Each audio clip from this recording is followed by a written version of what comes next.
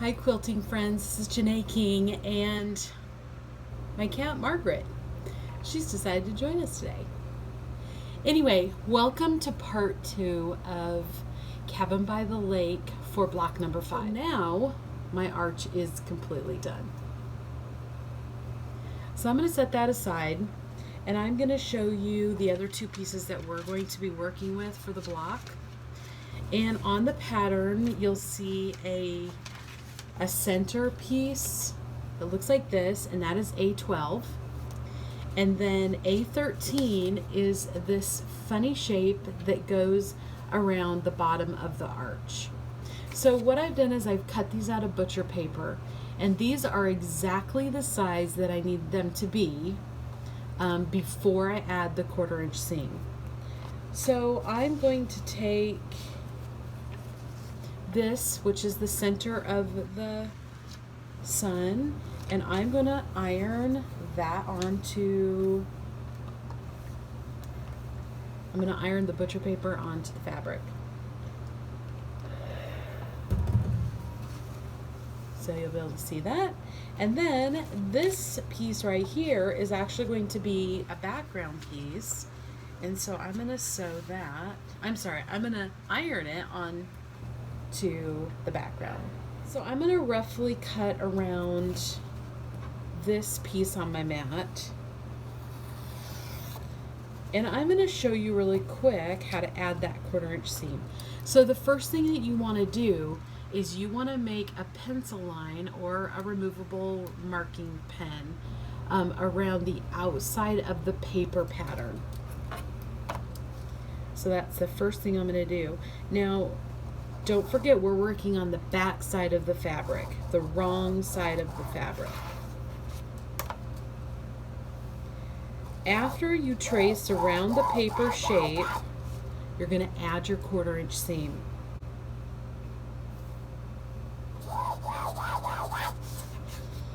I cannot stress enough that this is the secret to quilting and the secret to a lot of quilt patterns, especially patterns that you find from the olden days.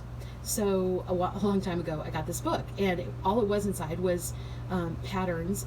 It was quilt block patterns, but there were no instructions on how to put the blocks together. None. And I was thinking, what in the world, did they forget to put the patterns in? Well, they really didn't, because you were actually supposed to use the old-fashioned method for quilting to make those blocks, which is you make templates for each one of those pieces in your block, and then you sew those pieces together and it makes that block. So sometimes I think it's easy to forget that there was a method before rotary cutting, and it was kind of the method that our grandparents used, probably just grandma, and they used the method that was you make templates from a piece of paper. My grandma always taught me how to make templates using a cold cereal box, and I just think that was ingenious. It was great, and I will never forget that. So let's not forget that sometimes the old way is the better way. So I know you probably can't see this on here, but I have made a mark next to the paper, and I've traced all around the paper. I have made a 1/4 inch mark beyond the mark of the paper, and I am now going to cut on the 1/4 inch line. And there we have the shape that we need. I'm going to peel off the butcher paper. So slick. And now I have the exact size of a piece that I need for my arch. So guys, this is really what I want to show you before I turn the video off, and that is how to pin this to the arch. It will be the exact same way for when you pin this guy onto the arch.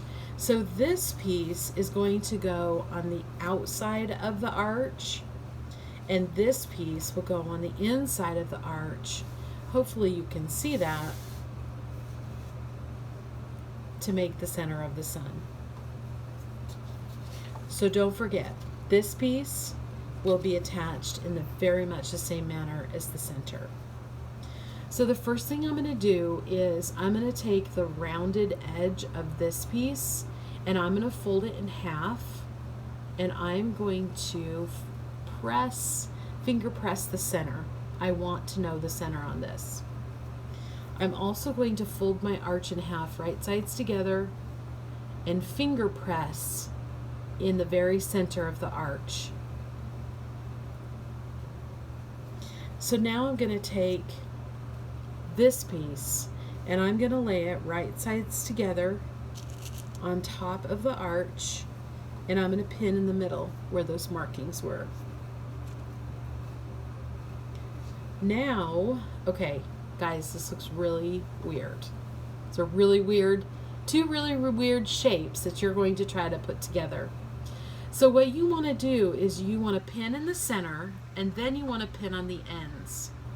So I'm going to pin over here on this side. So I'm matching up the raw edges on this side over here. Now I'm going to do the same on the other side. I'm going to match up the raw edges and pin. So the end of this should be matching each other, and the end of this should be matching each other. Now, between the middle pin and this pin on the end, I am going to kind of fit in the extra. And believe it or not, it will fit pretty perfectly, but you have to work at it a little bit, because the arch part of your block is going to be kind of puckered up. But if you pin that edge very carefully, working in the extra, it will fit together. This kind of reminds me of making clothes and fitting in a sleeve, because this is a rounded seam. It's made in very much the same way. So once you have it pinned, oh, and I wanted to tell you about my pins. So these pins are 1/2 inch long. They're not very long, and they have a very big head on them. I think you probably can see it, but they're white pearl head pins, but they're only 1/2 inch long. So they're kind of like an applique pin, but they are just a little bit bigger, wider around. They're perfect for these small projects like this, where you don't want really long pins. And these pins won't stick your fingers like a lot of very fine pins will. And I love them for that. I got them at Hobby Lobby. So definitely check those out if you need some. So I'm going to go ahead and just keep pinning around the arch until I get to the end. So just know that this is a little bit tricky, and it'll look weird. It won't seem natural, but those two rounded edges will fit together. Okay, so when you have sewn it and you open it right sides together, it's gonna look like a sun. It's pretty cool. So if you choose to sew this round seam with your machine, I just suggest taking it very, very slow. You might even want to use a basting stitch at first, which is a really, really long stitch, so that if there are puckers or if you need to take it out and sew it again, you can take it out easily.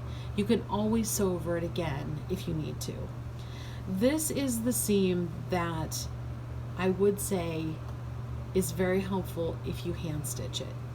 If you hand stitch it, it gives it some give, and it's much easier to kind of work out those little wrinkles when you have hand sewed it. So the choice is up to you. Sorry, I think I'm getting tired tonight. The choice is up to you. You can hand sew it or machine stitch it, but either way, just take your time, use a little bit bigger stitches, and you should be fine. If you have to take it out and sew it again, that's okay. So once you're finished sewing this one on, this round seam, like I said before, you're going to take this and sew this onto the edge. It is going to be done in almost the exact same way. you're going to want to take it and fold it in half. So here is the rounded edge. You're going to fold it in half and crease the center. It also is very good if you take the outside points and fold those into the center and crease. Fold this side into the center and crease, because what you're going to do then over here is you're going to do the same thing on this outside arch. You're going to fold it in half, find the center. You're going to fold it in half again from the center to the edge, fold it in half again, find that point. So those points give you something to line this up with as you're pinning. So this should line up with the center. This point here should line up between the outside and the center, and so on. If you keep those points lined up, then you know that the fabric from a point to a point is going to fit. Okay, that's really, really, really the trick to these, guys. And once you're finished with the block, you can very, very carefully press. I usually press on the back side first, and then turn it over and press on the front. So like I might have told you before, the sun that I made for my quilt is not perfect, and if you look really close, there's probably some wrinkles and puckers in it. But you know what? I thought after it gets quilted and it's washed, it's going to poof up. You're not even going to see those little wrinkles. So my sun is my humility block. It's not perfect, but you know, I had fun making it. It challenged me, and I'm actually just glad it's done. So anyway, take care, and I look forward to seeing you in class next time. Bye.